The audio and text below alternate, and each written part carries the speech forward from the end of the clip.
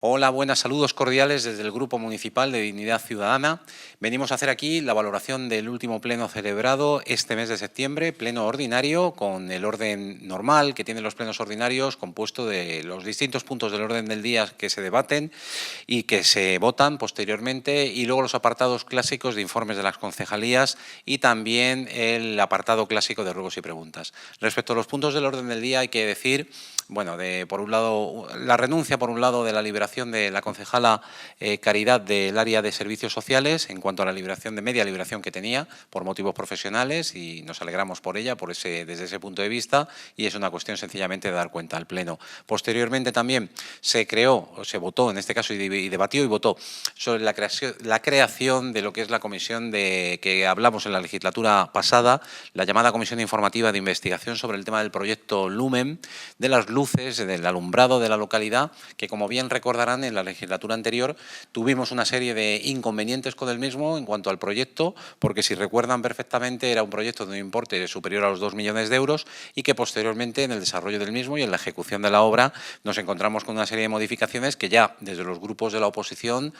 pusimos sobre la mesa, denunciamos incluso de esa situación irregular que se estaba cometiendo, en el sentido de que para el pueblo de Miguel Turra, al final, lo que iba a costar X, pues al final salió por 200.000 euros en una primera modificación, 200.000 euros por encima, y posteriormente otra segunda modificación que también se producía un incremento en el coste de estas obras. Se justifica por el anterior equipo de gobierno que normalmente en las obras, cuando luego se ejecutan, siempre pasan estas cosas y que hay imprevistos y demás, y lo mejor en estos casos, ya lo dijimos en la legislatura anterior, es que se cree una comisión informativa de investigación para que veamos exactamente qué es lo que ha ocurrido. Una cosa que tenemos clara, en este caso, ya lo teníamos en la legislatura anterior, quienes estábamos representando, en este caso yo, a Ciudadanos, y ahora desde el Grupo de Dignidad Ciudadana,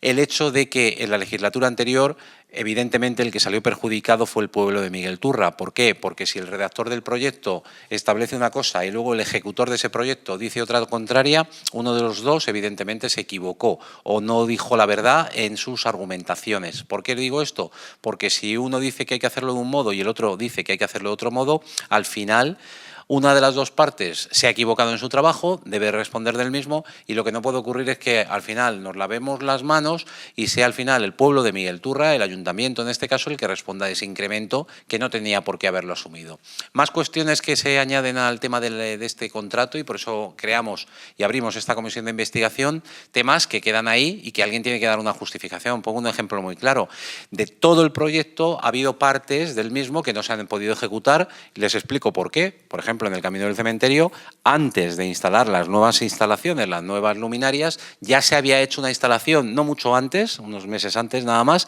lo que provocó que luego, al final, las luces que iban a ir allí, las farolas y demás, han quedado no utilizadas allí en la nave donde estaba almacenado, y esa parte de la obra, por lo tanto, no se ha podido ejecutar, por lo tanto, por parte del ayuntamiento no se puede justificar esa obra realizada. Conclusión, que de los 2 millones y pico que tendrían que haber venido si se hubiese ejecutado todo, al final no vendrá el importe total. Alguien, entendemos, que tendrá que dar alguna explicación sobre por qué se hizo eso. Supongo que algún concejal del equipo de gobierno anterior, que sigue todavía entre nosotros, algo tendrá que decir a este respecto, y le queremos escuchar con mucha atención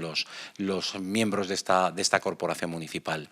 También hubo un punto importante en el orden del día, todos son importantes evidentemente, pero este se va repitiendo año a año, que es cuando llega a estas fechas lo que es la modificación, en caso de que ocurra, de las ordenanzas fiscales. Ya les decimos desde aquí, habrán escuchado discursos de lo más variado, que si por parte del equipo de gobierno se han incrementado los impuestos, no. Distingamos primero lo que son impuestos, para la gente que no lo sepa, de lo que son tasas. Los impuestos, la imposición directa que realiza un ayuntamiento, normalmente ustedes la conocen a través del IBI, la contribución, a través del impuesto de vehículos, la conocen también a través de las plusvalías, el impuesto sobre el incremento de los terrenos de naturaleza urbana, el ICIO, igualmente, también es otro de los impuestos que se ven, el impuesto de actividades económicas. Todo eso son impuestos, todo eso afecta directamente al ciudadano. ¿En qué sentido? El IBI, si se sube, como hizo el equipo de gobierno anterior, el gobierno de progreso que llamaban ellos, que para mí fue más de retroceso que otra cosa, lo dicho, si se sube, como hicieron ellos, nada más llegar al gobierno del 0,74 al 0,78, eso llega a todos los ciudadanos de Miguel Turra que tengan una vivienda en propiedad y que paguen el IBI. IBI. Les afecta directamente 4 puntos, ni más ni menos. Una burrada. Lo estuvimos denunciando, atacando durante la legislatura anterior, en mi caso como concejal de esta corporación, igual que el resto de los grupos de la oposición. ¿Y qué ocurría? Que, bueno, que parecía que era muy necesario subir, porque, claro, los servicios públicos hay que mantenerlos y demás.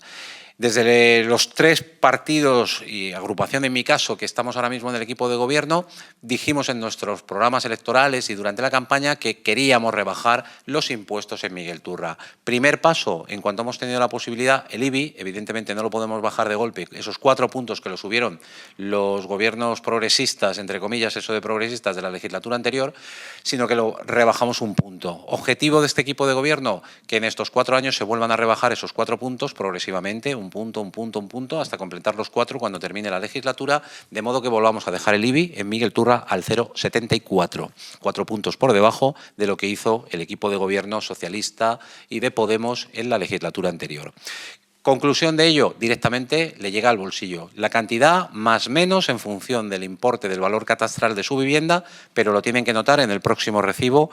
ya del año 2024 que les vaya a llegar a casa. Frente a esto también hicimos otra rebaja respecto de lo que se cobra por la publicidad estática que se produce en las instalaciones deportivas. ¿Para qué? Pues para que en lugar de que le cueste a una empresa, como está ahora mismo la tasa establecida, 100 euros, se rebaja a 50 euros con un objetivo muy claro. Y es que yo prefiero tener una pared llena de anuncios que pagan a 50 euros el anuncio, por ejemplo, que en una pared completamente vacía, porque nadie quiere pagar 100 euros por poner ahí un anuncio. Todo eso va en beneficio de nuestros clubs y creemos que es una medida no complicada de hacer y vamos a ver los resultados porque el tiempo dirá si nos equivocamos o yo creo que en este caso acertamos. Y luego trajo más polémica lo que fue el incremento, ahí sí, de las tasas que se cobran por determinados servicios que presta el ayuntamiento, lo que se llama tasa por servicios públicos, concretamente el tema de escuelas deportivas, alguna en concreto que se ha modificado, y fundamentalmente la de la escuela de música. La de la escuela de música lo puedo dar yo de primera mano conocimiento de la modificación,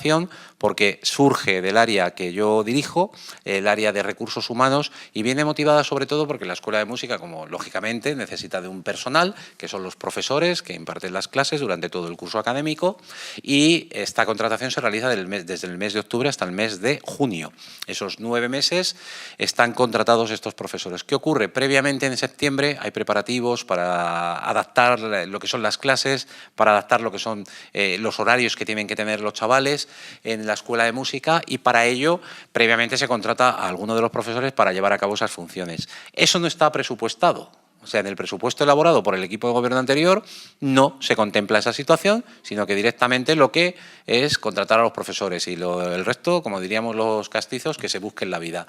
Nosotros queríamos corregir esa situación y este año lo hemos hecho ya con el director de la Escuela de Música. ¿En qué sentido? Vamos a contratar a una persona ya en septiembre, no el mes completo de septiembre, sino lo que nos dé en juego el presupuesto, que evidentemente es una cantidad importante para poder llevarlo a cabo, y de ese modo van a tener ese mayor recurso.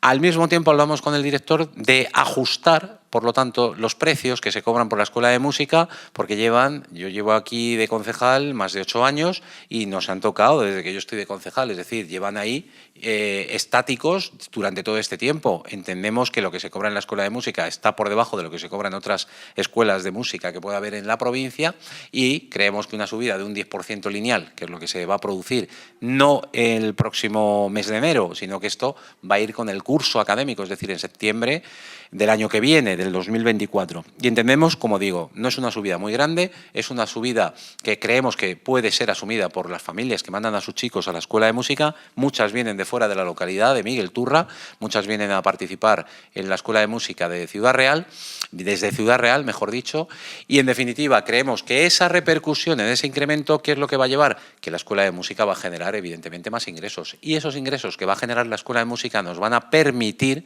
al ayuntamiento poder contratar más personas, poder dotarla de más recursos humanos y, por lo tanto, mejorar el servicio, si es posible, en cuanto a la calidad de la escuela de música. Se habla mucho de que la escuela de música tiene mucha calidad y está así reconocida, pues entendemos que si le dotamos de más personal, más calidad estaremos consiguiendo, mejor servicio público. Parece que aquí los que no quieren dar un buen servicio público son los que se les ha llenado la boca durante muchos años en la calidad del servicio público, que podríamos hablar largo y tendido sobre esa pretendida calidad que ellos que voceaban claramente. Cuando luego hemos entrado en el equipo de gobierno, hemos visto que esa calidad, dicho por los propios trabajadores, deja mucho que desear en cuanto a instalaciones, en cuanto a recursos, y entonces estamos trabajando evidentemente en corregir esas situaciones. Y este paso que damos con esta tasa, con esta ordenanza relativa a la Escuela de Música, va en ese sentido. Terminamos el pleno con los informes de las distintas concejalías, donde cada área informa de qué es lo más relevante que ha ocurrido en su área. Por parte de este concejal que les habla, evidentemente se extiende mucho en el sentido de que hay que hablar de los recursos humanos, que son los problemas, y digo así de claro, de personal que tenemos en el ayuntamiento. Hablamos de promoción económica con los distintos movimientos que estamos realizando para que la actividad económica en Miguel Turra se vea más potenciada comparado con lo que ha sido durante los últimos años. Hablamos también del tema de turismo, porque entendemos que es un recurso que tenemos que explotar bastante más de lo que se ha hecho hasta el momento, y para eso también estamos trabajando en ello. Y también informamos sobre el tema de la formación que queremos dar a todo el pueblo de Miguel Turra, en el sentido de cursos de recualificación, como se están produciendo ahora, o cualquier otro tipo de formación dual, que también vamos a andar en ello, que queremos implantar y potenciar desde estas distintas áreas, que estoy orgulloso de estar al frente de las mismas. Y para acabar, el apartado clásico de ruegos y preguntas, donde los distintos concejales de los grupos de la oposición nos formularon una serie de preguntas al equipo de gobierno. Concretamente, yo puedo hablar de las que me formularon a mí en persona, relativas al área que me corresponde, y iban centradas en tres, fundamentalmente. Una relativo al tema de las horas extras que se están realizando en distintos momentos y la problemática que tenemos con las horas extras que se echan aquí en el ayuntamiento. Otra relativa a una plaza en concreto, un puesto que salía en la oferta de empleo público que hemos sacado adelante. Y por último también lo que son las bolsas de empleo. De todos estos temas hay que decir, y con las bolsas de empleo empiezo, que aquí en el ayuntamiento las bolsas de empleo estaban atascadas, y hay que decirlo así. La bolsa de empleo desde noviembre no había salido ninguna, o prácticamente ninguna, porque estaban paralizadas por el proceso de que hay que nombrar unos tribunales, tiene que ponerse en movimiento, en definitiva, la maquinaria, y no se realizaba, y es un problema muy gordo, porque cuando en el ayuntamiento